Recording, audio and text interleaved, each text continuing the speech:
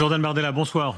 Bonsoir Monsieur Rochebain, merci pour votre invitation. Merci à vous. Nous continuons cette émission spéciale avec cet entretien en format exceptionnel. La censure, ses effets, la recomposition de tous côtés, les alliances d'un côté, les vôtres peut-être sur votre droite ou sur votre gauche y compris, le projet que vous portez en cas de dissolution, si vous aviez le pouvoir. Amélie Carouer nous rejoindra dans quelques instants à ce sujet-là. Plus tard, d'autres voix. Thierry Breton après vous. Vous êtes président du Rassemblement national. L'événement, c'est aussi votre livre, Ce que veulent les Français, qui va paraître. Commençons d'abord évidemment par le sujet et le suspense ce jeudi. Est-ce que vous croyez encore que la censure est possible ? Si l'Assemblée nationale et les députés qui la composent retrouvent un peu de courage, oui, elle est possible. Ça va manifestement, et d'après les informations dont je dispose ce soir, se jouer à quelques voix. Et donc la balle est entre les mains très certainement des Républicains, des députés du Parti socialiste pour partie, ceux qui n'accepteraient pas de se fondre dans le macronisme et d'apparaître comme la bouée de sauvetage d'Emmanuel Macron et d'un budget honnêtement, on va en parler très certainement, on va rentrer dans l'intimité du budget, mais qui est une boucherie fiscale qui va s'abattre sur le pays dans quelques jours si ce budget devait rentrer en œuvre avec des augmentations de taxes, des augmentations d'impôts, une politique très dure contre nos compatriotes les plus précaires et puis qui va fragiliser la France du travail.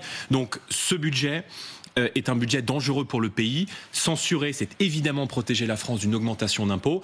Et moi, j'appelle évidemment l'ensemble des parlementaires qui ne veulent plus de la politique d'Emmanuel Macron à se porter sur la motion de censure, qu'elle soit celle du Rassemblement national ou celle, évidemment, qui a été déposée par la gauche. Et vous nous confirmez que vous voterez, vous, la motion de censure des LFI ? Sans aucune difficulté. Moi, personnellement, non, puisque je suis député européen. Mais évidemment que les députés du Rassemblement national et nos alliés de l'UDR d'Éric Ciotti à droite voteront évidemment ces motions de censure. Jordan Bardella, vous avez vos pointages, nous avons les nôtres. Les nôtres sont moins, de votre point de vue, optimistes. En réalité, on est assez loin pour l'instant d'un vote de censure. C'est pas ce que me disaient vos confrères à l'instant, mais... On verra. Est-ce que vous reconnaissez que pour l'instant, s'ils y arrivent, c'est quand même ce que Olivier Faure a dit sur notre antenne, et il pèse dans cette affaire, sur l'antenne de TF1 hier, s'ils y arrivent, est-ce que vous le reconnaissez qu'ils ont réussi un coup ? C'est-à-dire, ils vous ont pris à revers, ils cèdent quelque chose au PS, et de fait, c'est bien joué. Oui, bien sûr. Ils ont réussi un beau coup de poignard dans le dos de leurs électeurs.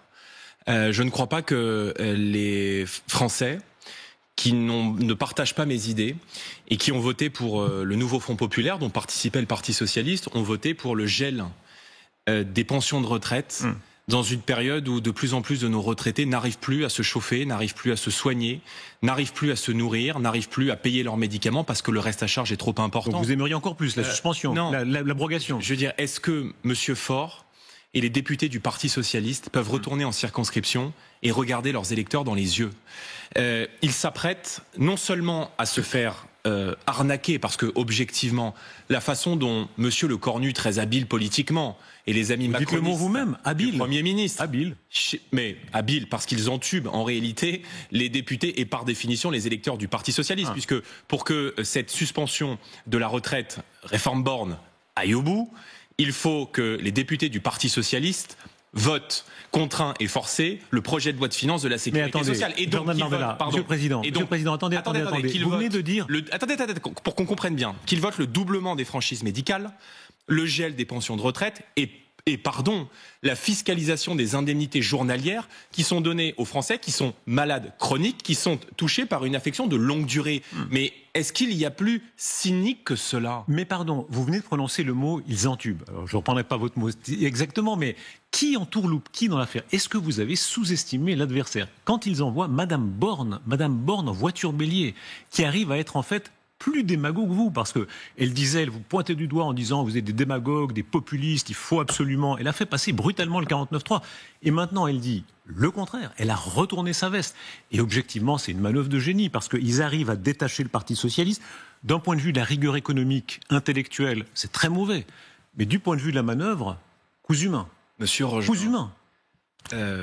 On ne joue pas au poker. C'est le pouvoir.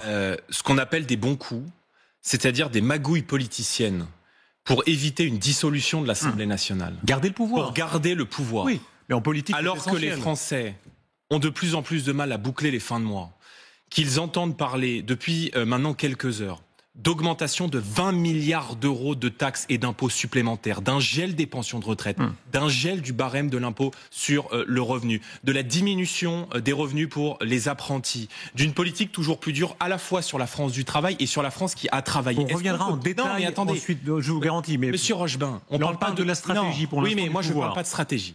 Parce que derrière la stratégie, il va y avoir des conséquences concrètes pour la vie des Français. Donc la réalité, c'est que nous sommes confrontés à des gens qui sont au pouvoir et qui baladent les Français depuis des mois, voire des années. Quand Madame Borne impose la réforme des retraites, envers et contre tout, au prix d'innombrables souffrances, de mobilisation sociale dans le pays, qu'on nous explique que si cette réforme n'est pas votée, le pays va à la faillite, eh bien, le jour où leur poste est menacé, où la dissolution guette, où le peuple français peut potentiellement revenir aux urnes pour se choisir une autre majorité, ce qui apparaissait comme primordial, imposé de force contre les Français, devient subitement quelque chose de secondaire quand on veut garder ses postes. Donc je vais vous dire, moi je suis écœuré. Je suis écœuré par ce spectacle que donnent les gens qui nous dirigent depuis des années. Les Français sont écœurés. Et moi je veux dire ce message d'optimisme aux Français. Nous allons continuer à nous battre parce que ce qu'ils ont contribué à faire ce soir, tous ensemble, républicains, Parti socialiste, macroniste, c'est de gagner du temps. Jordan Bardella, tout se recompose. On reviendra à beaucoup d'éléments que vous avez dit, y compris avec Amélie Carrouer tout à l'heure, mais tout se recompose. Chacun, là, ce soir, doit commencer à dévoiler son jeu, choisir ses alliances avec participation, sans participation, avec programme. Beaucoup de choses se posent. D'abord sur les LR. Madame Le Pen a cette formule terrible. Elle dit au moins les PS se sont vendus, les LR se sont donnés. C'est assez juste. Comment est-ce que vous expliquez que les LR fassent ce qu'ils font, de votre point de vue? Parce que les LR ont peur de la dissolution. Et que si les Républicains retournent aux urnes, alors une grande partie d'entre eux, compte tenu du fait que depuis que M. Retailleau est entré au gouvernement, encore plus qu'avant, se sont fondus, dilués dans le macronisme, eh bien ils perdraient leur poste. Par conséquent, jusqu'à présent, les Républicains se sont alliés au macronisme. Depuis 2017, ils ont fourni à Emmanuel Macron ses premiers ministres, bon nombre de ses ministres, et les figures du proue du macronisme. Aujourd'hui, ils se sont fondus dans le socialisme. Je veux dire, comment on peut être crédible? Comment on peut être sérieux quand depuis des années on explique que la réforme des retraites est une ligne rouge? Le mouvement de M. Wauquiez, comment vous considérez le mouvement de M. Wauquiez? M. Wauquiez lui aussi a fait une manœuvre. Ah, je pense que c'est du suicide politique. Et je vais vous dire, moi je veux parler ce soir aux militants, aux cadres, aux sympathisants et aux électeurs des Républicains. Je veux avoir une pensée pour eux parce que ils doivent avoir le sentiment d'être trahis ce soir. Parce que ce que s'apprête à faire M. Wauquiez et l'ensemble de ses députés, c'est non seulement de se renier sur leurs propres convictions au regard de ce qu'ils ont défendu jusqu'à présent sur la réforme des retraites, mais également qu'ils s'apprêtent à valider une augmentation de l'impôt sur le revenu, des augmentations de taxes sur les gens qui travaillent et surtout le gel des pensions de retraite pour nos retraités. Donc, je veux dire, se faire harakiri de cette manière, eh bien, me fait avoir beaucoup de compassion pour leurs électeurs et moi j'ai envie de leur tendre la main et de leur dire que se renier en politique n'est pas une façon de faire et qu'on peut faire différemment. Jordan Bardella, vous ne pouvez pas traiter qu'avec les électeurs, c'est une partie de l'équation, mais il y a les dirigeants politiques. Hier sur ce plateau, votre allié, M. Ciotti, dit je tends la main à Bruno Retailleau, voyons-nous, rencontrons-nous. Est-ce que vous dites la même chose? Mais M. Retailleau... vous ne répondez pas. Mais d'abord qu'il commence à dire s'il doit voter la censure ou non. Moi j'ai lu le communiqué des Républicains. Non, il est clair. Il est clair. Enfin, il n'y a pas deux personnes dans son parti politique qui dit la même chose. Mais lui est clair. Non, mais d'accord. Mais il n'y a pas deux personnes dans son parti politique qui dit la même chose. Ouais, là, vous Monsieur Rochebin. La réponse. Non, mais je vais vous répondre. Monsieur Rochebin. Vous êtes prêt à rencontrer M. Retailleau ou pas? Mais je peux le rencontrer. Moi, je ne suis pas sectaire. Vous souhaitez ce rendez-vous? Vous souhaitez ce rendez-vous aujourd'hui? Mais c'est la proposition de M. Ciotti. Oui, mais donc c'est la vôtre. Celui qui est chargé de traiter avec les cadres des Républicains, c'est M. Ciotti parce qu'il était président de cette famille politique. Non, mais vous n'avez pas besoin d'un chaperon. Donc, oui ou non, est-ce que vous êtes prêt à rencontrer M. Retailleau pour parler affaires? Vous allez pas fixer mon agenda. Non, mais donc, je vous pose la question. Faire mes réponses. Donc je vais vous répondre. Lorsqu'il y a eu des élections à l'été 2024, moi j'ai pris mes responsabilités. J'ai dit pour gagner, il faut rassembler.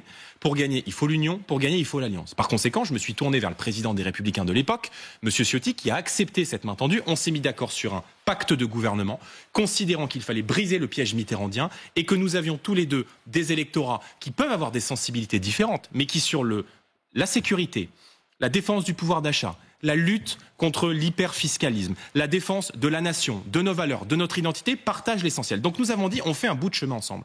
Pourquoi est-ce qu'aujourd'hui, Cette alliance, au moment où on se parle, n'est pas possible avec l'actuel président des Républicains. Attendez, qu'en savez-vous? Si vous ne le voyez pas, si vous ne traitez pas, si vous ne négociez pas. Mais M. Retailleau, il a été ministre de l'Intérieur d'Emmanuel Macron. Il n'y a jamais eu autant d'étrangers en France. Il vient de claquer la porte. Il n'y a jamais eu... Alors on va rentrer dans cette question parce que je vais vous répondre. Il n'y a jamais eu autant d'étrangers en France que sous le ministère de l'Intérieur de M. Retailleau. Ce sont les chiffres de l'INSEE, 400 000 étrangers entrés sur le sol français en 2024, record absolu. Monsieur Retailleau, il a eu l'occasion à plusieurs reprises de claquer la porte du gouvernement et de le faire sur des questions politiques, sur l'incapacité d'apporter une réponse à la crise algérienne, sur l'incapacité du gouvernement de remettre en cause notamment l'aide médicale d'État, c'est-à-dire la gratuité des soins aux étrangers en situation régulière. Il ne l'a pas fait. Là, vous faites pourquoi est-ce qu'il part? On n'est plus là. Si, pourquoi est-ce qu'il part, Monsieur Retailleau? Parce qu'ils n'ont pas eu assez de postes dans le gouvernement. Le Cornu lui-même le dit. Il souhaitait que M. Bellamy soit ministre, je crois, des armées ou de l'enseignement supérieur. Il part parce qu'il dit on n'a pas eu assez de ministères. Le deal gouvernemental ne nous convient pas. Et il part parce que M. Le Maire revient au gouvernement. Ça ne l'a pas dérangé, M. Rochebin, de s'asseoir pendant 1 an et demi dans un conseil des ministres entre Mme Borne, socialiste, et M. Valls ou M. Rebsamen, socialiste. Mais M. Bardella, donc, pardon de vous interrompre. Tout cela est un jeu de qu'on comprenne bien ce qui est Rochebin. en train de se passer. En politique, quand on a des alliés, évidemment, ils ne sont pas tout à fait comme vous. Vous invoquiez à la minute Mitterrand. Mitterrand, il a fait l'union de la gauche avec les communistes, qui à l'époque était soutien d'une dictature épouvantable. On ne peut pas dire qu'il a été accepté de faire beaucoup de chemin. Est-ce que c'est imaginable, pour reprendre ce mot, que vous ayez un programme commun, peut-être pas maintenant, dans 1 mois, dans 2 mois, après une dissolution si elle avait lieu, avec Bruno Retailleau? Monsieur Rochebin, je me bats chaque jour que Dieu fait pour mettre en place les conditions politiques de l'arrivée de nos idées au pouvoir. Mais je l'ai fait en tendant la main au président des Républicains il y a 1 an lorsqu'il y a eu des élections. Je l'ai fait en invitant les Républicains au Parlement européen il y a quelques jours, et ils l'ont fait autour de M. Bellamy, de voter la motion de censure contre la présidente de la Commission européenne. Mais comment voulez-vous que j'ouvre mes listes aux élections, que j'ouvre un accord de gouvernement avec des gens qui sont incapables à l'Assemblée nationale de censurer un gouvernement macroniste, macrono-socialiste. Votre logique, elle vaut si vous avez une majorité absolue après une dissolution. Mais avouez que ça n'est pas la seule hypothèse. Il se peut que vous ayez une majorité courte. Eh bien, je le ferai. Vous ferez quoi? Eh bien, si demain, le président de la République, ce qui, je le crois, arrivera, prend la décision de dissoudre l'Assemblée nationale, je me présente devant les Français avec l'ensemble des candidats aux élections législatives qui vont défendre le programme du Rassemblement national. Vous avez une majorité? Si j'ai une majorité absolue, je vais immédiatement à Matignon. C'est clair. Si j'ai une majorité relative, eh bien, je proposerai à de potentiels alliés qui auront été élus à l'Assemblée nationale, à droite, mais qui aussi... Jordan Bardella, allons de l'avant, franchement, vous ne pouvez pas vous cacher là-dessus, vous êtes obligé de répondre. Qui? Avec qui? C'est pas M. Ciotti, c'est fait. Il vous a rejoint. Ok, d'accord. Mais après M. Ciotti, qui d'autre? Et avec ceux qui le veulent, M. Rochebin. Oui, mais il faut. C'est des têtes de liste que vous avez. C'est pas. Pardon, mais pas le député. Je n'ai pas, M. Rochebin. On va être très clair.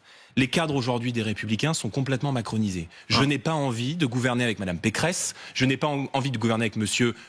Jeanbrun, avec qui j'avais débattu, souvenez-vous, sur votre plateau de télévision il y a quelques mois, qui est membre des Républicains, qui mourrait d'envie de devenir ministre d'Emmanuel Macron, peu importe le gouvernement, et qui dit, dans le cadre d'un second tour entre le Rassemblement national et les communistes, qui vote communiste. Par conséquent, je ne peux pas m'allier avec ces gens-là. En revanche, je sais qu'il y a des patriotes sincères chez les Républicains. Et moi, je leur dis, mettons-nous ensemble et travaillons ensemble. Les patriotes sincères, il y en a à droite, il y en a à gauche, et moi je serai toujours du camp du rassemblement, de l'union et de l'alliance, parce que pour gagner, on a besoin de la majorité. Que ce soit clair, je ne vous bouscule pas pour le plaisir de vous bousculer, c'est intéressant de voir qui se positionne aujourd'hui par rapport à qui. C'est le fond de la politique, c'est pas simplement... Mais il ne vous aura pas échappé... Attendez, laissez-moi finir ma question. Une partie des Républicains, aujourd'hui, en ne votant pas la censure, se rallie non seulement à un programme macroniste, mais désormais à un programme socialiste. Et moi, je ne suis pas socialiste, ça ne vous aura pas échappé. J'ai compris. Maintenant, quand on voit, par exemple, entrons dans les noms, et encore une fois, ce n'est pas le plaisir de jeter les noms, c'est ce qu'ils représentent politiquement. Sondage de la Tribune dimanche. Et là, on va un peu plus loin. Sondage de la Tribune dimanche avec quelque chose de très flatteur pour vous. C'est très bon score que vous avez. Je ne sais pas si on peut l'afficher. Il y a un trio de tête. Jordan Bardella, Marine Le Pen et la troisième, c'est la surprise, Marion Maréchal. Il y a beaucoup sur ce plateau étaient un peu sidérés de voir que Marion Maréchal était devant Édouard Philippe, devant Bruno Retailleau, devant Gabriel Attal, devant Gérald Darmanin. Bon. Si vous arrivez au pouvoir, est-ce que de façon naturelle, par exemple, là on a un cas très concret, Marion Maréchal fait partie de votre équipe de gouvernement? Mais mon équipe de gouvernement, elle sera présentée en temps voulu. Maintenant, est-ce que je considère Marion Maréchal comme une alliée? Naturellement. Marion Maréchal a été au Front National pendant longtemps. Elle a fait le choix de quitter notre famille politique. Elle a pris ses responsabilités en apportant un soutien l'an dernier à l'alliance que nous avons formée des Patriotes. Et je vous rappelle que 3 députés qui appartiennent au parti politique de Marion Maréchal siègent dans le groupe Rassemblement National comme des alliés. Donc moi, je n'ai aucune difficulté à tendre la main. Mais je veux dire, moi, je veux m'allier avec des gens qui ont des convictions, qui ont des valeurs. Et pour vous répondre sur les Républicains, aujourd'hui, on a un peu le sentiment que, il y a 2 lignes aux Républicains, mais je serai toujours dans la position de tendre la main à ceux qui veulent travailler avec nous. Je vous prends un exemple, par exemple. Vous m'avez pas répondu, pardon, pardon, encore une fois, je ne veux pas vous couper pour vos plaisirs de vous couper, mais il faut quand même répondre aux questions. Vous êtes un exemple, au moins là, vous êtes très clair. Vous dites le pouvoir, si votre but c'est Marine Le Pen présidente, n'est-ce pas? Vous avez toujours parlé d'un ticket, donc vous êtes clair sur qui serait au pouvoir avec vous. Donc Marine Le Pen, vous c'est clair. Est-ce que oui ou non, Marion Maréchal fait partie d'un trio? Mais un trio pour... Est-ce qu'elle serait aussi de votre équipe gouvernementale? Mais je n'exclus rien au moment où je vous parle, monsieur Rochefort. Non mais attendez. Avant de vous donner la liste de mon gouvernement, peut-être qu'on peut parler de ce qu'on va proposer dans le cadre d'une campagne électorale. Parce que les Français qui nous regardent ce soir, plutôt que de savoir qui va être le trio de tête des sondages que vous avez montrés, se demandent peut-être ce qui va leur arriver dans quelques semaines. On en parlera longuement, mais c'est l'union de la droite. Vous savez bien que c'est un sujet de l'heure. Jordan Bardella, c'est un sujet de l'heure, vous le savez bien. D'accord, mais moi je vous dis, je ferai le rassemblement avec tous ceux qui veulent travailler à nos côtés, sur des valeurs claires, la défense de notre identité, la défense de nos valeurs de civilisation, la défense du pouvoir d'achat, la promotion et le soutien à nos chefs d'entreprise, à nos créateurs de richesses, et on aura tout le temps tout à l'heure qui investissent, et la défense de la nation française. Jordan Bardella, puisque vous parlez position, est-ce que vous êtes un homme de droite?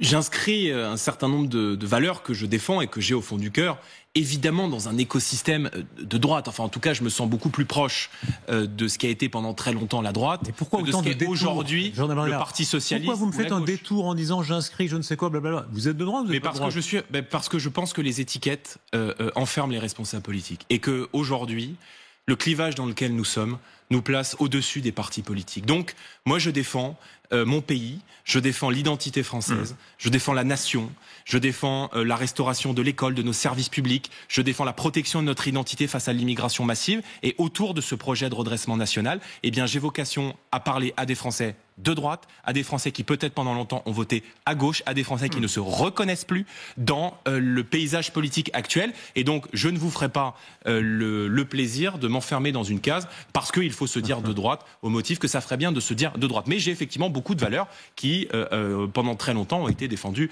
par la droite. Mais en tout cas, c'est pas les valeurs que défend aujourd'hui Emmanuel Macron ou Monsieur Le Cornu. Marine Le Pen, ici même, dans une émission il y a quelques jours, disait, elle avait un moment d'hésitation. Elle en souriait elle-même quand je lui posais la question, est-ce que vous êtes plus proche de Retailleau ou d'Olivier Faure? Un moment d'hésitation. Vous hésiteriez vous aussi? Mais je me sens évidemment plus proche des constats qu'a posé Monsieur Retailleau, notamment sur la question de l'immigration. Mais moi, je ne juge pas M. Retailleau à ce qu'il dit. Il était ministre de l'Intérieur et donc je le juge à ce qu'il fait. Et quand je regarde son bilan, eh bien, je suis en mesure de vous dire, au regard des derniers chiffres de l'INSEE, qu'il n'y a jamais eu autant d'étrangers en France que sous la responsabilité du ministre de l'Intérieur par M. Retailleau. Je peux vous poser une question personnelle, un peu psychologisante, c'est toujours dangereux, la psychologie de bazar quand on est journaliste, mais je vous la pose quand même. Dans votre histoire personnelle et celle de Marine Le Pen, Marine Le Pen porte le nom qu'elle porte. On sait très bien qu'elle a été en butte à un certain mépris d'une bourgeoisie, disons, qui trouvait que le nom Le Pen n'était pas convenable. Vous avez une autre histoire, vous avez 30 ans, c'est ça? J'ai 30 ans. 30 ans, vous n'avez pas le nom Le Pen, vous êtes un homme plus neuf en quelque sorte. Est-ce que ça fait une différence entre vous? Ou est-ce qu'au fond, il y a quand même une sorte de barrage avec la droite classique, pour ça comme on veut, mépris de classe, qui est resté? Est-ce qu'il y a un mépris d'une partie des dirigeants de droite à l'égard du Rassemblement et de ses électeurs? Oui, bien sûr. Bien sûr. Et c'est la raison pour laquelle, d'ailleurs, une grande partie des cadres des Républicains sont beaucoup plus à l'aise quand ils discutent avec Emmanuel Macron, voire même avec M. Faure, que lorsqu'ils discutent avec des responsables du Rassemblement national. Mais moi, je ne veux pas faire la lutte des classes. Et ma vocation, c'est de fédérer les Français. Et je pense que pour gagner l'élection présidentielle, nous aurons besoin demain de rassembler la France du travail, la France des classes populaires, la France des classes moyennes, mais aussi de nous adresser à une bourgeoisie patriote qui aujourd'hui ne se reconnaissent plus dans les partis du système et à qui nous avons vocation aussi à tendre la main. Moi, je ne fais pas de distinction entre les Français, je déteste cela. Je déteste la façon dont la gauche cherche en permanence à opposer les actifs aux retraités, les jeunes aux personnes âgées, les salariés, les ouvriers, aux chefs d'entreprise, aux patrons. Je pense que, notamment en matière économique, le salarié et l'ouvrier ainsi que le patron et le chef d'entreprise sont sous un seul et même drapeau et je n'aime pas cette façon d'opposer les Français les uns aux autres. Jordan Bardella, donc dans une minute, Amélie Carouer va nous rejoindre et on va entrer plus en détail sur le projet alternatif en quelque sorte que vous proposez. Quand même encore le scénario des prochains jours. Vous disiez que vous avez un autre décompte à peu près que le nôtre, on a aussi 270, mais ce qui est certain, c'est que 280 députés qui seraient des censeurs. Ça va être assez serré. Ça sera serré. Mettons que Sébastien Lecornu et évidemment Emmanuel Macron derrière lui réussissent ce coup. C'est quand même un grand coup politique, encore une fois, de fait. Mais donc un coup pourquoi, monsieur attendez, pour conserver pour garder le pouvoir, il faudrait s'en réjouir. C'est pas un putsch. C'est des méthodes démocratiques. Ils ont le droit de faire des Ils ont le droit, effectivement, d'acheter les partis politiques dans les cuisines de Matignon. C'est des deals. Peut-être le plus grand tort devrait être donné à celui qui, par duplicité, se laisse acheter par des gens qui détruisent notre pays depuis 8 ans. Cela étant, bon ou mauvais, chacun est juge, mais est-ce que ça peut durer ? Est-ce qu'on peut imaginer que ce gouvernement, il se tienne un peu par la barbichette, mais la politique, c'est ça aussi, c'est la politique parlementaire. Les Italiens ont cette expression magnifique, ils disent « governo di non sfiducia », gouvernement de non-méfiance, où on se met d'accord, on a un petit accord minimal. Est-ce que ça peut durer comme ça jusqu'en 2027, c'est-à-dire ils se tiennent tous un petit peu, c'est un gouvernement qui peut faire de bonnes choses aussi, et puis au fond, Emmanuel Macron, habilement, faut dire les choses, aura réussi à garder l'essentiel du pouvoir avec des ministères qui lui sont en grande partie acquis jusqu'en 2027. Vous devez vivre avec ça ? C'est la différence fondamentale entre eux et nous. C'est que moi, je me lève tous les matins avec l'ambition de gouverner mon pays. Eux se lèvent le matin avec l'ambition de durer et de rester au pouvoir. Ça fonde une différence fondamentale entre la conception qu'ils ont aujourd'hui des souffrances des Français et celle qui nous anime chaque matin lorsqu'on se lève.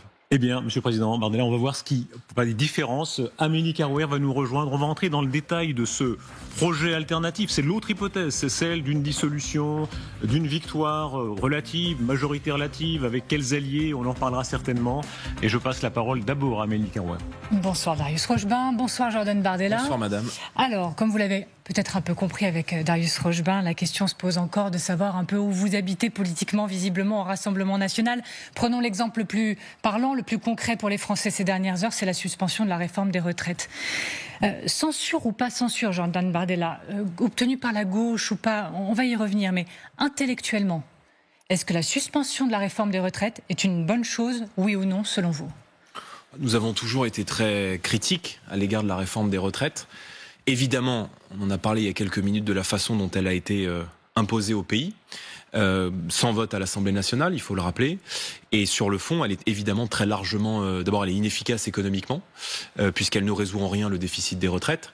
Et elle est injuste socialement. Et donc, nous avons toujours, nous, été très clairs dans nos positions. Nous avions défendu en 2022 une réforme des retraites qui était une réforme progressive, qui allait jusqu'à 62 ans et 42 annuités, et qui devait permettre, c'est vrai, si vous avez commencé plus tard, à 24 ou 25 ans, de partir naturellement avec 42 annuités, c'est-à-dire à 66 ou 67 ans.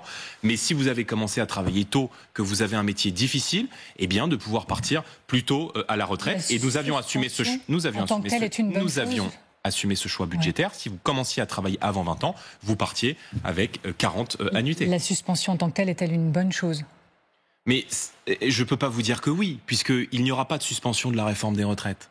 Cette proposition qui a été défendue, en tout cas négociée entre les macronistes et les socialistes, va permettre de faire gagner 3 mois à la génération 1964. Donc, je veux dire, c'est un écran de fumée sur la base d'un accord politicien. Vous voyez bien que ça ne résout rien sur le fond. Le vrai problème aujourd'hui de notre système de retraite, dans un monde où ceux qui travaillent paient la retraite de ceux qui ne travaillent pas, c'est le nombre de cotisants. Donc, il n'y a pas assez de gens qui, en quantité, travaillent dans notre pays. Et je prends à témoin les Français qui me regardent ce soir. Il y a beaucoup de gens qui travaillent, qui font partie de ces 1 Français sur 2 qui paient l'impôt sur le revenu aussi, et qui ont le sentiment de porter sur leurs épaules les efforts de de tout le monde. Ça ne peut pas tenir. Et donc, la réforme progressive qu'on avait défendue, elle consistait à permettre aux jeunes de rentrer plus tôt sur le marché du travail. Je vous rappelle que le premier emploi stable, c'est 27 ans en Allemagne, c'est 27 ans, pardonnez-moi, en France, c'est 23 ans en Allemagne. Donc, pour Olivier il faut pousser les jeunes à rentrer plus tôt sur le marché du travail. Ce qui vient d'être fait, c'est une victoire pour des millions de Français. Pour des millions de Français qui partiront plutôt à la retraite. J'entends ce que vous dites, on ne va pas y revenir, mais sur la question du mensonge... c'était leur réforme, hein. Sur la réforme Touraine, Madame Carrouer. C'était leur... Donc c'est une victoire sur leur propre réforme. Ce sont les socialistes qui ont imposé cette réforme Touraine d'accélération des cotisations. Vous avez tous beaucoup martelé la question de l'enfumage et du mensonge, donc ça y est, c'est entendu, c'est sur la table. Mais si c'est obtenu, ce serait bel et bien une victoire pour des millions de vos électeurs, puisque des millions de vos électeurs l'attendent, cette suspension. On est d'accord là-dessus. Oui, mais madame, comprenez-moi bien que j'ai du mal à me réjouir d'une victoire quand de l'autre côté, parce que la politique c'est un tout. Vous voyez, on peut pas prendre ce qui nous arrange et mettre de côté ce qui nous arrange pas. Quand de l'autre, on va geler les pensions de retraite. Quand on va doubler les franchises médicales et ajouter des franchises médicales, c'est-à-dire un reste à payer, sur les fauteuils roulants, le matériel de perfusion à domicile, les prothèses et les pompes à insuline. Lorsqu'on fait des choix d'une brutalité sociale, comme s'apprête à le faire le gouvernement, je ne peux pas me réjouir qu'on sacrifie, si vous voulez, des millions et des millions de Français pour ces 3 mois obtenus. S'il y avait suspension, Jordan Bardella, vous vous en féliciteriez? C'est ce qu'elle a dit, Marine Le Pen. Je m'en féliciterai le jour où je verrai. S'il y a suspension, vous direz bravo, très bien. Mais madame, je ne peux pas dire bravo. Non, mais si c'était le cas. Mais madame, je ne fais pas de politique. Mais madame, on a le budget. Donc, je ne vais pas faire de la politique fiction. Pour que cet amendement, faites-moi grâce de cela, vous dites, on a fini les enfumages, on a fini les mensonges. Pour que cet amendement, en l'occurrence, qui sera proposé par le gouvernement, soit voté, il faut que le Parti socialiste valide l'intégralité du projet de loi de finances de la sécurité sociale qui prévoit de geler les pensions de retraite, qui prévoit de dérembourser un certain nombre d'avantages qu'ont nos compatriotes, notamment les Français malades de longue durée, qui ont des indemnités journalières et qui vont voir ces indemnités journalières fiscalisées, qui maintient le budget de l'aide médicale d'État, c'est-à-dire de la gratuité des soins aux étrangers en situation irrégulière. Donc, pardon, on ne peut pas dire que c'est une victoire politique. Vous savez, c'est quelques mois... Ouais. Obtenus par le Parti socialiste, dont on n'est même pas certain qu'ils iront au bout. Et voyez bien la manière dont le PS se débine depuis quelques heures parce qu'ils s'aperçoivent qu'ils se sont fait entuber. Et de l'autre, une avalanche de taxes sur la France du travail. Alors, Jordan Bardella, je vais quand même vous citer encore les socialistes. Et je pense que c'est pas terminé parce qu'ils sont quand même au cœur du sujet. Olivier Faure dit quand on fait quand on a fait un 44 quand on fait de la politique, dit-il, on le fait pour changer la vie des gens. Provoquer une dissolution ne change pas la vie des gens. Est-ce qu'avec une dissolution, puisque c'est ce que vous souhaitez, vous changeriez plus la vie des gens qu'avec ce qui est discuté à partir de maintenant potentiellement pour les Français, c'est-à-dire réforme des retraites et budget? Mais vous trouvez qu'ils vont changer positivement la vie des Français, là? Parce que quand on regarde l'avalanche fiscale, la saignée fiscale et la saignée sociale qui se prépare avec ce budget de M. Lecornu, encore une fois, si demain la censure n'est pas votée, quand de l'autre côté, et encore une fois, je ne me contente pas de la critique, quand de l'autre côté, on a des éléphants au milieu de la pièce, qui sont des éléments au milieu de la pièce sur le plan budgétaire que personne ne veut voir. Le coût de l'immigration, le coût de la fraude, le train de vie de l'État, le coût des opérateurs publics. Comment est-ce qu'on peut légitimement dire aux Français qu'on va doubler les franchises médicales quand de l'autre côté, on maintient la gratuité des soins aux étrangers en situation irrégulière? Madame, comment est-ce qu'on peut regarder les Français dans les yeux en leur disant que c'est une victoire politique quand on va augmenter la fiscalité sur les biocarburants ou geler le barème de l'impôt sur le revenu? Un autre mot sur la table, l'opposé de la victoire, la défaite. Pour François Hollande, ce qui s'est passé, ce qui s'est écrit, c'est la défaite du Rassemblement national, de LFI aussi, mais du Rassemblement national. Je vous propose de réécouter l'ancien président de la République. Je pense que c'est une défaite pour le Rassemblement national. Pourquoi? Parce qu'il voulait la censure. Il voulait renverser le gouvernement. Il voulait la dissolution. Pour gagner, je ne sais pas, parce que rien ne dit comment les électeurs auraient voté, mais il voulait le chaos. De la même manière, je dirais, si je ne les compare pas, LFI était dans la même disposition d'esprit. Aller le plus vite possible vers des élections pour essayer de destituer le président de la République, puisque c'est leur objectif. Eh bien, ces deux mouvements, qui sont animés de motifs peut-être différents sur le plan idéologique, poursuivaient le même objectif. Tout simplement votre réponse à François Hollande. Le seul projet de ces gens-là, madame, le seul projet politique, c'est d'empêcher le Rassemblement national d'arriver au pouvoir. Ils sont prêts à se couper un membre, ils sont prêts à vendre leur propre mère pour garder leur fauteuil, pour qu'il n'y ait pas de dissolution de l'Assemblée nationale et pour rester en place. Il n'y a qu'un malheur, c'est que ce qui vient de se passer est en fait une défaite pour M. Hollande. Parce que ce dont se réjouit le Parti socialiste, c'est-à-dire d'avoir gelé l'accélération des cotisations, je simplifie, d'avoir gelé la réforme Touraine, c'est une réforme qui a été mise en œuvre, décidée et votée par les socialistes, par M. Hollande et par M. Faure à l'époque. Donc, voyez bien là qu'on est dans un gigantesque cinéma, dans un comique de répétition qui consiste à se mettre autour d'une table entre partis du système, à négocier, à se mettre d'accord, non pas dans l'intérêt des Français, non pas dans l'intérêt de la France du travail, de la France qui a travaillé, mais dans leur propre intérêt pour empêcher la dissolution de l'Assemblée nationale. Rien ne me garantit que si demain il devait y avoir une dissolution, j'obtiendrai une majorité absolue pour gouverner. Mais c'est cela la politique et je ferai tout pour. Donc je veux juste dire que ce qui s'est passé à l'Assemblée nationale et ce qui se passe dans les couloirs de Matignon depuis plusieurs jours est absolument lamentable. Jordan Bardella. Gouverner contre les Français ne sera jamais un projet politique viable. L'un des arguments du gouvernement, en direction de ceux qui appellent à la censure du gouvernement, c'est de dire que la censure, elle coûte plus cher au pays que la suspension de la réforme des retraites. Bref, que la censure, elle coûte cher. Selon Améline Montchalin, qui est ministre chargée des comptes publics, le 22 juin dernier, la censure du gouvernement Barnier aurait coûté 12 milliards d'euros parce qu'on a perdu de la croissance et qu'on n'a pas eu de budget. Vous êtes prêt à assumer Vous sortez le stylo, là, vous avez les comptes en tête, là. De telles conséquences, ne serait-ce que économiques, pour les Français. Ce qui nous coûte cher, c'est de laisser M. Macron et les macronistes au pouvoir. Parce que ce qui nous coûte cher depuis 2017, c'est d'avoir atteint aujourd'hui 3 400 milliards d'euros de dette dans la 6e puissance économique mondiale. Ce qui nous coûte cher, c'est l'explosion du train de vie de l'État sous la responsabilité d'Emmanuel Macron depuis 2017. Ce qui nous coûte cher et ce qui va coûter cher aux prochaines générations, c'est la déraison budgétaire dans laquelle est plongé le pays, qui consiste à dépenser chaque jour davantage de l'argent dont on ne dispose pas. Ce qui nous coûte cher, c'est d'avoir fait plus de dettes depuis qu'Emmanuel Macron est au pouvoir que dans les 50 ans, madame. Dans les 50 ans qui ont suivi l'après-guerre. Ce qui nous coûte cher, madame, c'est d'avoir des taux d'intérêt aujourd'hui qui sont supérieurs à ceux de la Grèce, à ceux du Portugal et même à ceux de l'Italie, madame. C'est ça le bilan de Mozart. Parce que je me raccroche à ce que vous venez de dire. Vous venez de citer les taux d'intérêt, mais depuis hier, depuis ces prises de position de Sébastien Lecornu, le CAC 40, il s'est plutôt bien porté. À l'ouverture ce matin, c'était 2,40%. Les taux d'intérêt demandés à la France ont baissé de façon importante. Le spread, ce fameux écart de taux entre la France et l'Allemagne, est en baisse.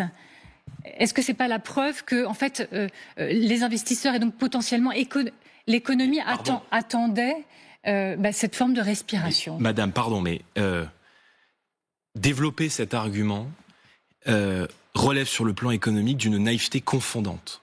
Les marchés financiers, les entreprises françaises détestent l'instabilité. Oui, c'est vrai. 6800 défaillances d'entreprises à cause de l'instabilité. Vous avez parfaitement raison. Mais refuser de donner à la France une majorité stable est éminemment un choix qui renforce l'instabilité budgétaire. Pourquoi ? Parce que dans 3 semaines, quand on va discuter du budget et qu'il va y avoir sur la table le débat d'une nouvelle motion de censure et donc d'une nouvelle dissolution de l'Assemblée nationale, eh bien, par définition, les marchés financiers, le spread et la réaction d'un certain nombre d'acteurs économiques. Jordan Bardella, vous savez bien qu'ils vont continuer à dealer. Pardon, vous dites ça, vous avez peut-être raison. Peut-être que l'avenir vous donnera raison. Les mais milieux ils vont économiques, continuer Rochebin, à dealer concession contre soutien. Les milieux économiques ont besoin de stabilité. Ils ont besoin de confiance. La France a besoin qu'on déverrouille toutes les contraintes qui pèsent aujourd'hui sur la croissance. Une question complémentaire. Je vais vous répondre et j'en termine.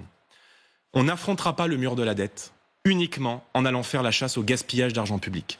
On affrontera le mur de la dette en remettant le pays sur le chemin de la croissance, en remettant le pays sur le chemin de la production. Et si demain je suis Premier ministre, je donnerai instruction à mon ministre de l'économie pour mettre en place à la fois une politique de simplification, parce qu'il y a l'impôt qui pèse sur le plan monétaire sur nos chefs d'entreprise, mais il y a aussi cet impôt papier et cette surtransposition permanente de normes qui anesthésie aujourd'hui l'économie française. Nos chefs d'entreprise, ils ont besoin de liberté. Et si demain je suis à la tête de l'État, à la tête d'un gouvernement, je leur redonnerai cette liberté de pouvoir créer, investir, innover et produire. Ça voudra dire faire maigrir l'État. Vous savez que s'il y a toujours plus de normes, c'est aussi parce qu'il y a toujours plus de fonctionnaires. Marine Le Pen, dans cette même émission, a fait sensation à la question « Est-ce que vous êtes prêt à faire moins de fonctionnaires ?» Elle avait dit « C'est un truc de droite ». Alors, ça avait provoqué beaucoup d'agitation. Est-ce que vous êtes prêt à diminuer, oui ou non ? Oui ou non ? Parce qu'on voit bien que l'amaigrissement de l'État est un sujet central. Pour l'instant, les prélèvements obligatoires restent champions en France, encore dans ce budget. Absolument. Faire maigrir l'État, moins de fonctionnaires, est-ce que vous y êtes prêt ? Il faut évidemment faire maigrir l'État. Mais moi, je me méfie de ces réflexes qui consistent à dire le problème de la France, à trouver des boucs émissaires. Le problème de la France, c'est Bernard Arnault. Trop de riches. Le problème de la France, c'est les fonctionnaires. Le problème de la France, c'est la dépense publique. Bon, il y a évidemment du vrai dans tout cela. Donc, trop de fonctionnaires. Il faut... Alors, nous allons réduire le train de vie de l'État. Il y a trop de bureaucratie.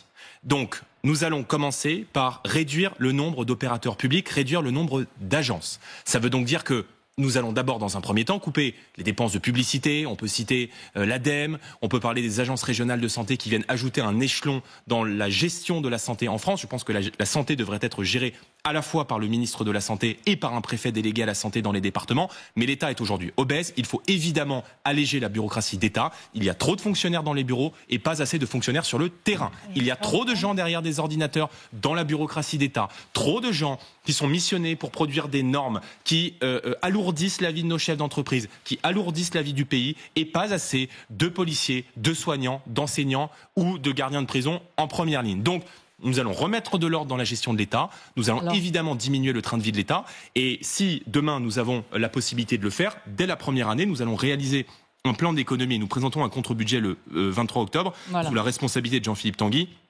Un peu plus de 4 milliards d'euros dès lors dans les agences publiques, en coupant notamment une partie des dépenses de fonctionnement. Mais nous allons évidemment remettre de l'ordre dans la bureaucratie d'État. Et ces agences, il y a une grande partie de ces agences qui ont vocation à disparaître. Vous avez donc dit il y a quelques instants, alors peut-être un petit lapsus, parce que vous avez dit si je suis à la tête de l'État, et vous êtes repris en disant si je suis à la tête du gouvernement.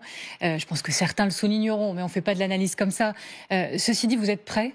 Je ne parle pas du Rassemblement national, je parle de vous en fait. Je parle de vous personnellement. Si effectivement la situation se présentait, vous êtes prêts, les discours sont prêts, le budget est prêt, vous êtes prêts demain, après-demain? Je vais l'humilité de vous dire, Madame Carouer, que nous avons l'ambition et je porte l'ambition de faire différemment. Alors avec beaucoup d'humilité, j'apprends aux côtés des Français chaque jour. Je les écoute, je les entends et je m'efforce depuis maintenant plus de 10 ans que je me suis engagé en politique, que ce soit au cours de mes mandats de parlementaire européen, que ce soit comme président du premier parti de France, de traduire politiquement les attentes, les espérances et les souffrances qui sont aujourd'hui celles des Français. Donc chaque jour qui passe, nous nous rapprochons du pouvoir. Nous avons évidemment beaucoup travaillé pour rédiger des projets de loi. Si demain je suis à la tête du gouvernement, je signerai dès mon arrivée à Matignon un certain nombre de décrets pour... Par exemple, les premiers décrets. Par exemple, pour simplifier la vie de nos chefs d'entreprise en rayant des normes qui aujourd'hui pèsent sur l'économie française, parce que je pense que le plus urgent c'est de relancer la production. Je signerai des normes pour engager par exemple, des décrets pardonnez-moi, pour engager effectivement la construction de nouvelles places de prison. Je dénoncerai très vite la convention qui lie la France à l'Algérie et qui nous place sous une situation d'hostilité migratoire à l'égard de ce pays qui conteste en permanence nos valeurs, notre honneur et notre indépendance sur la scène internationale. Je signerai par exemple un décret, je prendrai des mesures très vite pour interdire les téléphones portables dans les collèges et les lycées. C'est aujourd'hui le cas dans les collèges, pas au lycée, mais je veux prendre des mesures très vite pour remettre le pays sur le chemin à la fois de l'ordre et de la prospérité. Et vous avez dit prospérité et vous avez parlé budget. Et je demanderai pardon sur le budget. Très vite, parce que je crois qu'il y a aussi urgence, et le ministre des Armées, maintenant Premier ministre, M. Lecornu, n'en a pas dit un mot.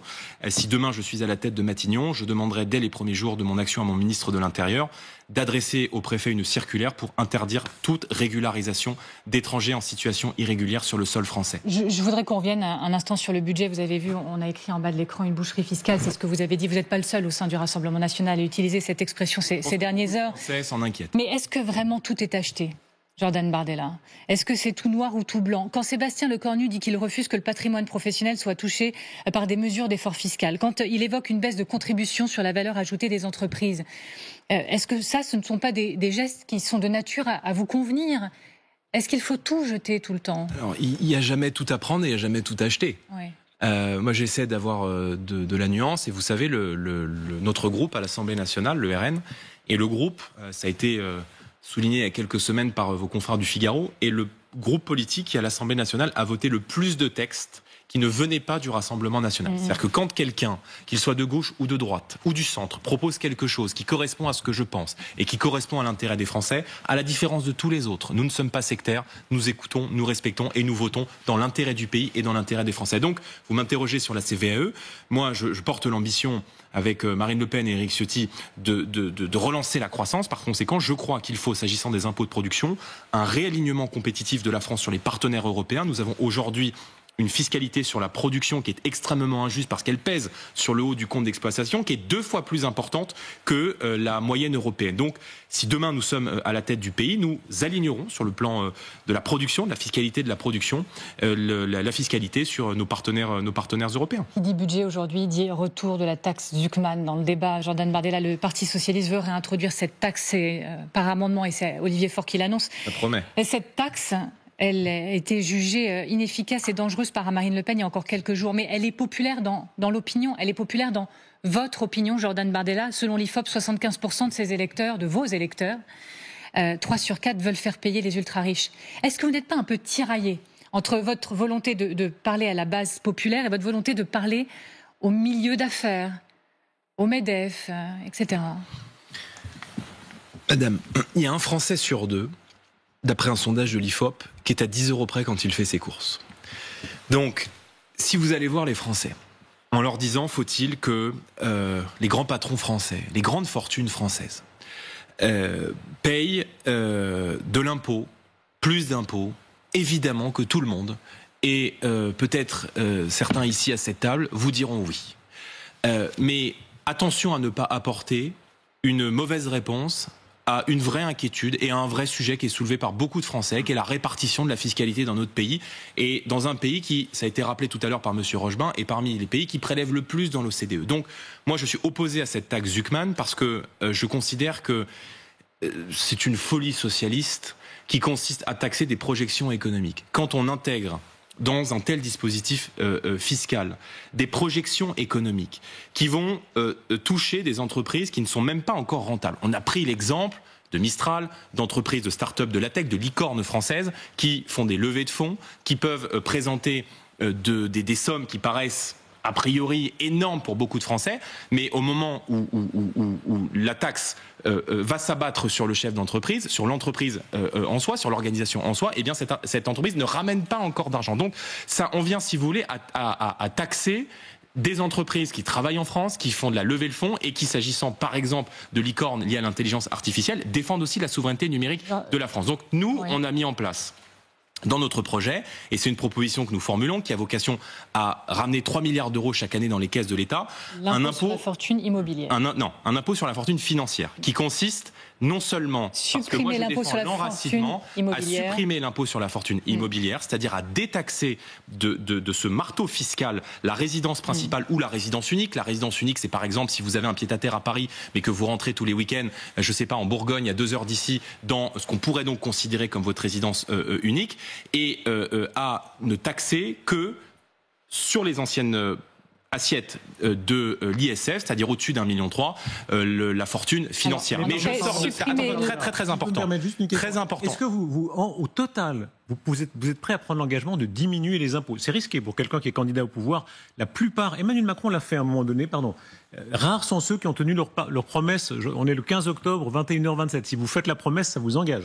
Au total, je dis bien au total, riche, pas riche, au total, est-ce que le contribuable français serait moins imposé qu'aujourd'hui si vous arriviez au pouvoir? Oui, c'est notre ambition, bien sûr, parce que j'irai faire... Les impôts baisseront, au total. Je vais vous répondre, Monsieur Rochebin, si juste vous me permettez de répondre à Mme Kerrouas sur l'impôt sur la fortune financière.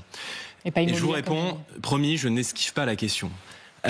Nous souhaitons détaxer de fiscalité la résidence principale parce que nous croyons dans l'enracinement. Notre vision économique, c'est celle d'une économie enracinée qui est au service de l'homme et qui est au service de la nation. Donc, pour que les Français restent propriétaires de la Maison France, qu'ils restent, je dirais, fiers propriétaires de ce qu'ils ont mis parfois une vie entière de travail à acquérir, eh bien nous déchargeons la résidence principale.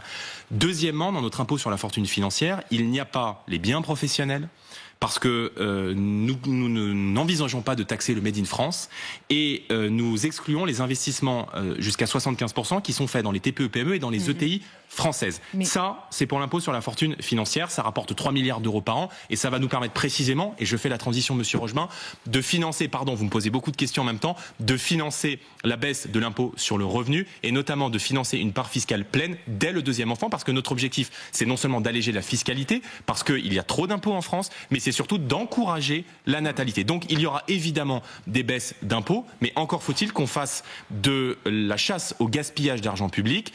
Nous ambitionnons de faire, et encore une fois, tout cela sera présenté si demain il y a une campagne électorale, un plan d'économie qui ira jusqu'à 100 milliards d'euros d'ici à 5 ans. Et ces 100 milliards d'euros seront réaffectés, un tiers pour la baisse de la fiscalité, un tiers pour le remboursement de la dette et un tiers pour de la bonne dépense publique, c'est-à-dire typiquement la sécurité, la construction de places de prison ou la défense. Vous avez raison, on a prévu l'équivalent de 3 heures d'émission. Pardon, mais vous avez beaucoup de questions et parfois en même temps, donc j'essaye je vais essayer de synthétiser. De ne dérober aucune question. Je vais faire encore plus compliqué. Je vais essayer de synthétiser 2 questions en une. Comme ça, vous avez vu certainement ce qu'a dit Bruno Retailleau sur les réseaux sociaux ces dernières heures. C'était un peu de temps avant qu'on rentre là en plateau pour cette émission.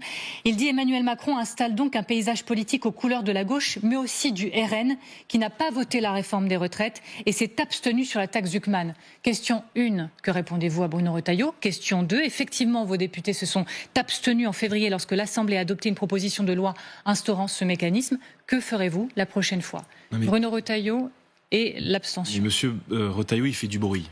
Voilà, parce qu'il s'aperçoit sans doute qu'en 5 jours, il a perdu 1 an et demi de capital politique. Voilà. Il nous accuse d'être socialistes, ce qui pour moi est assez vexant. Je lui rappellerai qu'il a été assis pendant 1 an et demi en Conseil des ministres entre Monsieur Valls, Monsieur Rebsamen et Madame Borne. Donc, vous voyez, les leçons de cette droite qui se dilue depuis 8 ans dans le macronisme et qui se dilue désormais dans le socialisme me fait penser à cette phrase de feu Patrick Buisson dans La Cause du peuple, qui écrivait qu'il y a en France deux partis de gauche, dont un s'appelle la droite. C'est ce qu'il dit aussi. Retailleau a la même expression. Oui, mais moi je ne juge pas ce qu'il dit.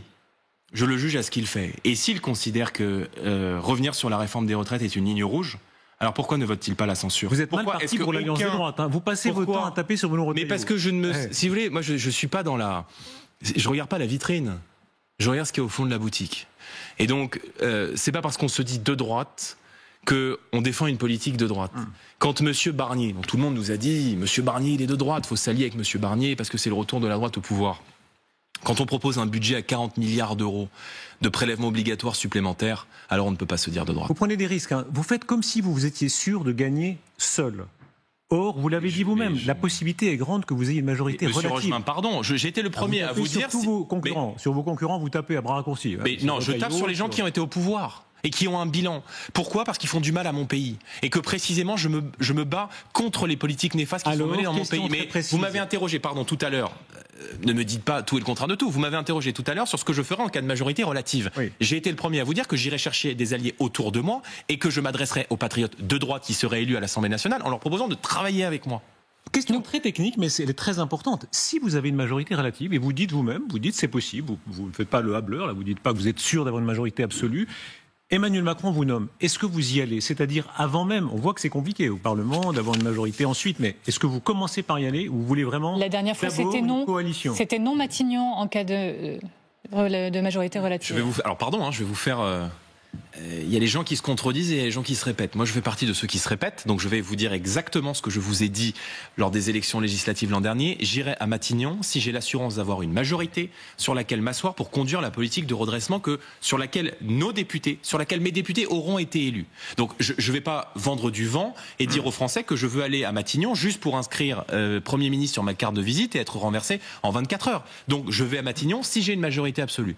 Je vais à Matignon si... Par conséquent, je n'ai pas de majorité absolue et que j'ai une majorité relative et que j'ai des alliés pour m'assurer non seulement d'une non-censure, mais d'un vote sur un accord de gouvernement sur les mesures sur lesquelles nos députés auront été élus. Je ne peux pas être plus clair. Est-ce que Reconquête fait partie de ses alliés? Reconquête, Sarah Knafo, Monsieur Zemmour, est-ce qu'ils font partie de ses alliés naturels? Ils ne pèsent pas grand-chose, mais enfin, il faut qu'il y va. Au moment où on se parle, ils n'ont pas de députés à l'Assemblée nationale. Mais au Parlement européen, les eurodéputés de Reconquête ont voté pour la motion de censure que j'ai déposée il y a quelques jours contre la présidente de la Commission européenne. Et je souhaite effectivement demain avoir non seulement l'alliance la plus large possible, mais je souhaite que les députés qui seront élus, encore une fois, Reconquête est aujourd'hui donné à 3% dans les sondages, le RN est donné à 35-36%. Mais si demain il y a des députés qui sont élus hors de l'alliance que nous mènerons avec Éric Ciotti, eh bien évidemment ils seront amenés à travailler. Un mot sur Nicolas Sarkozy. Nicolas Sarkozy a eu des mots plutôt élogieux à votre égard. Il est de notoriété publique, je crois que ça a été dit, que vous êtes rencontrés. Absolument. Combien de fois?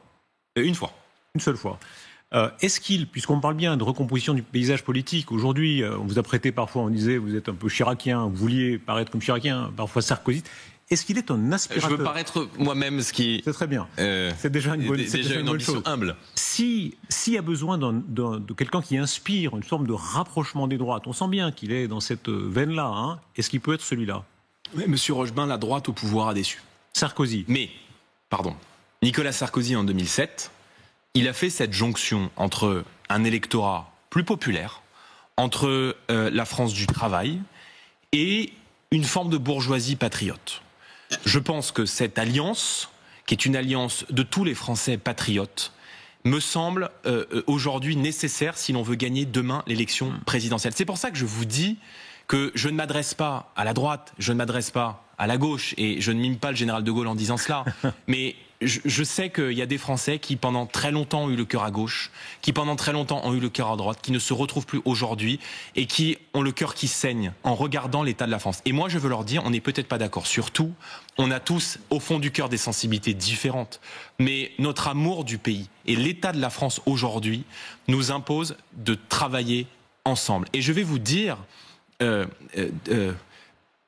De Gaulle, lorsqu'il parle à Malraux dans Le Chêne qu'on abat, à cette phrase, il lui dit « J'appelle Français tous ceux qui ne veulent pas voir la France mourir. » Eh bien moi j'appelle patriotes tous ceux qui ne veulent pas voir la France disparaître. Tous ceux qui veulent voir la France vivre au XXIe siècle et qui croient que notre grand pays a tous les atouts pour réussir et que notre grande nation a encore quelque chose à dire, non seulement à son peuple, mais aussi au monde. Et je me battrai évidemment pour cela et j'y suis prêt. Olivier Faure disait que tout ce qui était en train de se passer, c'est le début de la campagne présidentielle. Vous êtes d'accord avec ça? Les Français ont été privés de campagne en 2022. Genre, il faut être honnête. Nous, on a fait campagne. Mais notre principal opposant, que nous avons affronté au second tour, a tout fait pour retarder la campagne. Alors bien sûr, la France a vécu des crises majeures. On a vécu la crise sanitaire d'abord. On a vécu ensuite l'invasion et l'agression de l'Ukraine par la Russie. Donc on a vécu des crises majeures. Mais je pense qu'on a besoin non seulement d'apaisement dans le débat démocratique, mais qu'on a besoin de campagnes saines sur le fond, projet contre projet, en arrêtant les hurlements, en arrêtant les outrances, en opposant des arguments, parce que la grandeur de notre pays et la grandeur de notre démocratie, c'est précisément de permettre ce climat apaisé. Moi, je n'aurais jamais peur du débat. J'en ai fait plus d'un sur votre plateau de télévision. Je n'aurais jamais peur de la confrontation. Mais je dis juste aux autres mouvements politiques, arrêtez de penser à vous-même et pensez aussi aux Français qui nous regardent. Jordan Bardella, une dernière question. Un mot. Vous l'avez mentionné tout à l'heure, ça m'a frappé 2 fois même. La première fois, c'était moi. Le mot bourgeoisie. C'est vrai que c'est un vieux mot. On va recevoir dans un instant quelqu'un qui incarne la bourgeoisie conservatrice. C'est Renaud Girard du Figaro. Et il prône l'union des droites, lui. Un peu comme... Bon. La bourgeoisie, c'est très important. Si Mitterrand est arrivé au pouvoir en 81, c'est parce qu'une partie de la bourgeoisie a dit, on essaye. Une partie de la bourgeoisie a toujours peur de vous. Je voyais un grand patron il y a quelques jours, il disait, je posais la question, vous avez rencontré Bardella, Le Pen? Ah non, ça, non, c'est pas encore, je suis pas mûr pour ça. En une phrase, qu'est-ce que vous voulez dire à la bourgeoisie qui la rassurerait, si tant est que vous puissiez la rassurer? Arrêtez de vous fier aux caricatures. Et arrêtez d'écouter ce qu'on vous raconte sur le projet que nous portons avec Marine Le Pen depuis des années. Nous sommes des patriotes, nous aimons notre pays et contrairement à la gauche, nous ne voulons pas de la lutte des classes. Oui. Moi, je ne suis pas socialiste, je ne désigne pas des boucs émissaires. Je ne considère pas non plus que tout se règle à coup de fric, à coup de taxes ou à coup d'impôts. Et je pense que le pays a besoin d'unité, a besoin de rassemblement. Et je vais vous dire, moi je suis prêt à discuter avec tout le monde. Donc si ce patron que vous connaissez souhaite échanger et opposer des arguments et peut-être mieux nous connaître, eh bien, je le ferai avec grand plaisir. Vous savez, mon objectif, c'est que notre camp arrive au pouvoir. Et donc, c'est d'instaurer un climat de confiance aussi avec ces milieux économiques, parce que je sais que l'économie, ça n'est rien d'autre que de la confiance. Jordan Bardella, merci beaucoup. C'est votre livre, Ce que veulent les Français, qui va paraître. Allez, Madame Le Pen, elle a pris un risque de plus que vous. La dernière fois, elle a répondu à la question, est-ce que vous croyez en Dieu? Risque métaphysique, est-ce que vous croyez en Dieu, Jordan Bardella? Je suis agnostique, mais je sais à quel point la France puise son identité et ses racines dans la chrétienté, et j'ai une déférence très forte pour la foi et pour ceux qui croient. En tout cas, je les respecte, et je respecte tous les croyants, quels qu'ils soient d'ailleurs. Merci beaucoup Jordan Bardella, merci Amélie Carouer, et on va dans quelques instants